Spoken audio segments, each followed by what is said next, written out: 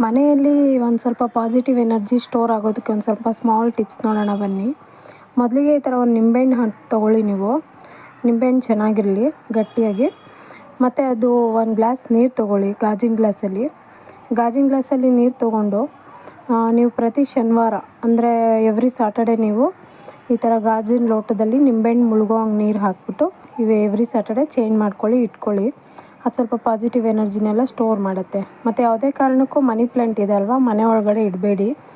ಇದು ನೆಗೆಟಿವ್ ಥಾಟ್ಸ್ನೆಲ್ಲ ಅದು ಸ್ಟೋರ್ ಮಾಡ್ತಾ ಇರುತ್ತೆ. ಸೊ ಹಾಗಾಗಿ ಪಾಸಿಟಿವ್ ಎನರ್ಜಿನ ಕಮ್ಮಿ ಮಾಡುತ್ತೆ.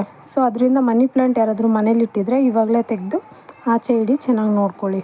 ಮತ್ತು ಮನೆ ಡೋರ್ ತೆಗೆದ್ರೆ ಒಂದು ಸ್ಮಾಲ್ ಮಿರರ್ ಮನೆ ಒಳಗಡೆ ಕಾಣೋ ಥರ ಹಾಕ್ಕೊಳ್ಳಿ. ಮತ್ತು ನಿಂತಿರೋದೊಂದು ಆಂಜನೇಯ ಫೋಟೋ ಹಾಕ್ಕೊಳ್ಳಿ. ಕಣ್ಣು ದೃಷ್ಟಿ ಎಲ್ಲ ಹೋಗುತ್ತೆ. ಯಾವುದೇ ಕೆಟ್ಟ ದೃಷ್ಟಿ, ಏನೇ ಒಂದು ದೃಷ್ಟಿ ಇದ್ರೂ ಅದೆಲ್ಲ ನಿಮ್ಮ ಮನೆಗೆ ಯಾವುದೇ ರೀತಿ ಕೆಟ್ಟ ದೃಷ್ಟಿ ತಾಗೋದಿಲ್ಲ. ಮತ್ತು ನೀವು ಮನೆ ಮುಂಭಾಗದಲ್ಲಿ ಯಾವಾಗಲೂ ಒಂದು ತುಳಸಿ ಗಿಡ ಹಾಕ್ಕೊಳ್ಳಿ. ತುಳಸಿ ಗಿಡ ಇದ್ದರೆ ನಿಮಗೆ ಮನೇಲಿ ಪಾಸಿಟಿವ್ ಎನರ್ಜಿ ಚೆನ್ನಾಗಿರುತ್ತೆ. ನಿಮಗೇನಾದರೂ ನೆಗೆಟಿವ್ ಎನರ್ಜಿ ಸ್ಟೋರ್ ಆಗ್ತಾಯಿದೆ ಅಂದರೆ ತುಳಸಿ ಗಿಡ ಮನೆ ಮುಂದೆ ಆವಾಗ ಬಾಡೋಗುತ್ತಲ್ವ, ಸೊ ಆವಾಗ ನಿಮಗೆ ನೆಗೆಟಿವ್ ಎನರ್ಜಿ ಪಾಸಿಟಿವ್ ಎನರ್ಜಿ ಬಗ್ಗೆ ಗೊತ್ತಾಗುತ್ತೆ.